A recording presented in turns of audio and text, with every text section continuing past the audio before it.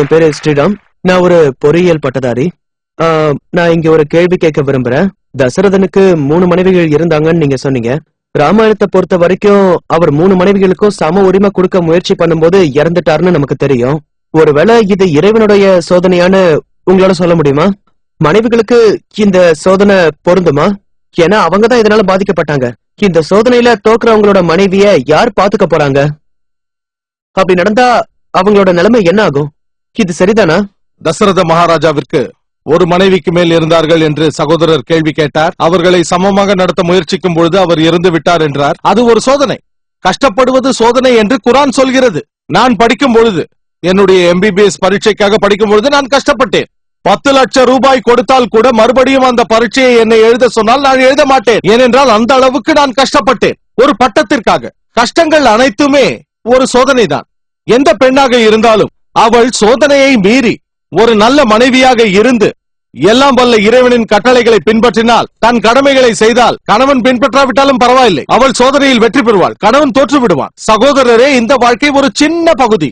ஒரு சராசரி மனிதன் 50 ஆண்டுகள் உயிர் வாழ்வான், அல்லது 40 ஆண்டுகள். சிலர் 20 வயதிலும் 80 வயதிலும் இறப்பார்கள். சராசரியாக 60 வயது வரை மனிதன் வாழ்வான். ஆனால் இந்த வாழ்க்கையை மறுமை வாழ்க்கையோடு ஒப்பிட்டால் அது மிக மிக மிக மிக மிக சின்ன பகுதியாக இருக்கும். மறு வாழ்க்கைக்கு ஒப்பிடும் போது சின்ன பகுதியாக தெரியும் இந்த வாழ்வில் வலியை கொடுப்பேன் என்று நான் சொன்னால், மறு வாழ்க்கையில் ஆனந்தத்தை கொடுப்பேன் என்று சொன்னால் என்ன சொல்வீர்கள்? பரவாயில்லை, எனக்கு வலியை கொடுங்கள், மறுவாழ்வில் தேவையானது கிடைக்கும் என்பீர்கள். ஒரு நல்ல வியாபாரி கஷ்டம் வலியை பற்றி எனக்கு கவலை இல்லை என்பான். பரீட்சைக்கு முன்பாக நாம் கஷ்டப்படுவோம், தூங்கக்கூட மாட்டோம். ஏன்? பரீட்சையில் தேர்ச்சி பெற.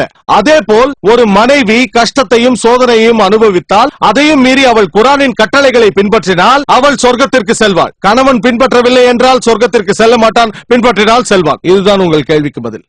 அடுத்த கேள்வியை என் வலதுபுறத்தில் இருப்பவர் கேட்பார். இன்னொரு கேள்வியை கேட்க விரும்புகிறேன் சகோதரரே.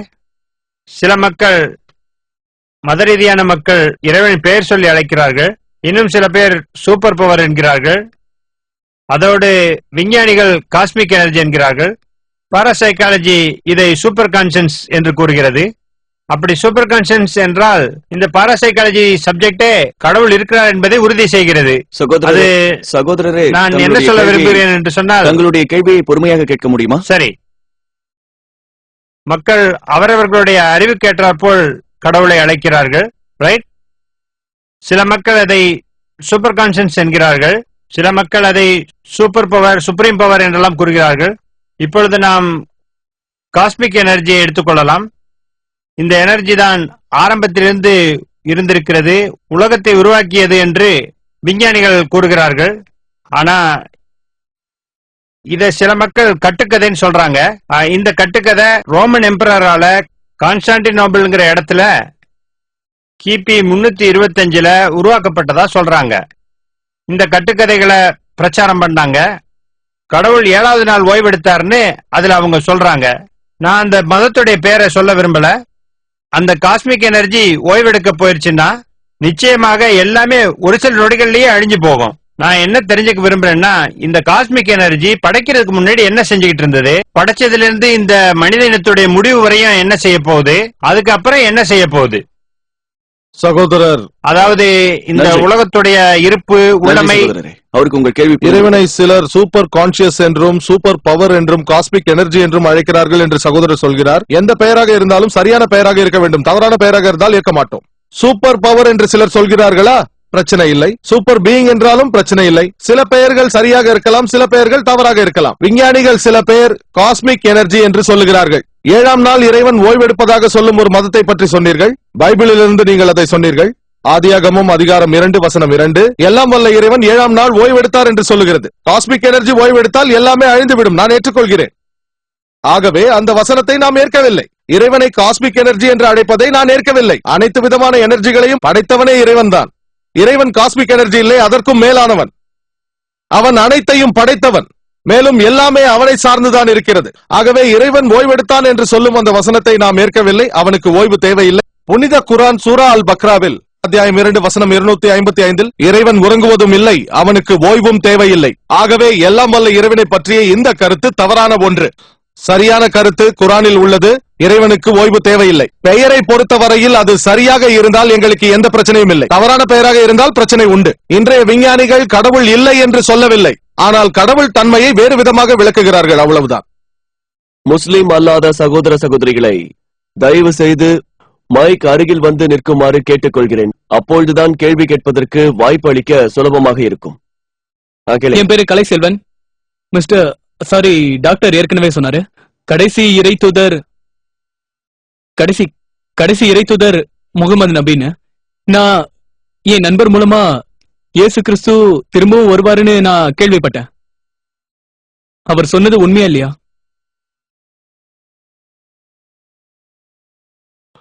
நபிகள் நாயகம் அவர்கள் கடைசி இறை தூதர் என்று சொல்லப்படுகிறது.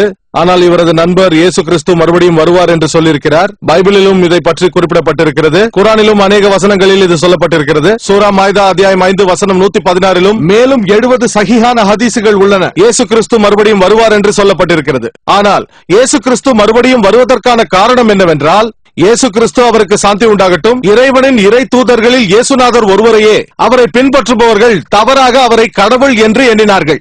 வேறு எந்த இறை தூதரையும் அவரை பின்பற்றுபவர்கள் கடவுள் என்று எண்ணவில்லை.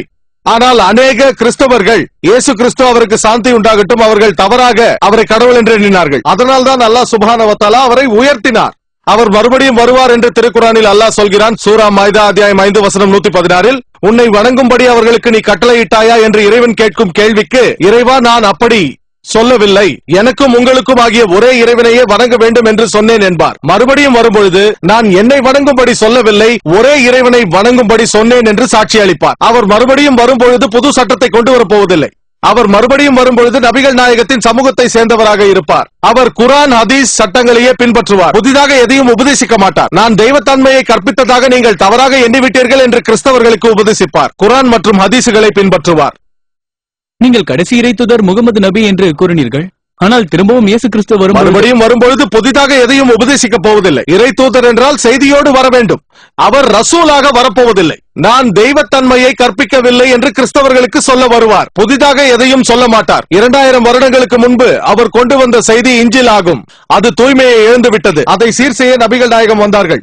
இறை தூதர் இயேசு கிறிஸ்து மறுபடியும் வரும்பொழுது அவர் குரானின் செய்தியையே பின்பற்றுவார், நபிகள் நாயகத்தின் செய்தியையும் பின்பற்றுவார். இறைவனின் கடைசி தூதர் என்ற அந்தஸ்து நபிகள் நாயகம் அவர்களுக்கே உள்ளது. அவருக்கு சாந்தி உண்டாகட்டும். உங்கள் கேள்விக்கு இதுதான் பதில். அடுத்த கேள்வி சகோதரிகள் பகுதியிலிருந்து. சலாம் அலைக்கும். நான் சாஜிதா, சாஃப்ட்வேர் இன்ஜினியர். நான் இஸ்லாத்துக்கு மாறியவள். நான் ஒரே ஒரு கேள்விதான் கேட்க விரும்புகிறேன். அது மனித நேயத்தை சம்பந்தப்படுத்தியது. நான் பேசும் தலைப்பு மனித நேயத்தின் அமைதியை பற்றி. உடல் உறுப்பு தானத்தை பற்றி திருக்குரானில் எங்கேயாவது குறிப்பிடப்பட்டுள்ளதா? அப்படி குறிப்பிட்டிருந்தால் அதற்கு அனுமதி உண்டா? நாம் ஏன் அதற்கு அனுமதிக்கப்படுவதில்லை? உடல் உறுப்புகளை தானம் செய்வதை பற்றி குரான் என்ன சொல்கிறது என்று சகோதரி கேட்கிறார். உடல் உறுப்புகளை தானம் செய்யலாமா கூடாதா என்று குரானிலோ ஹதீசுகள்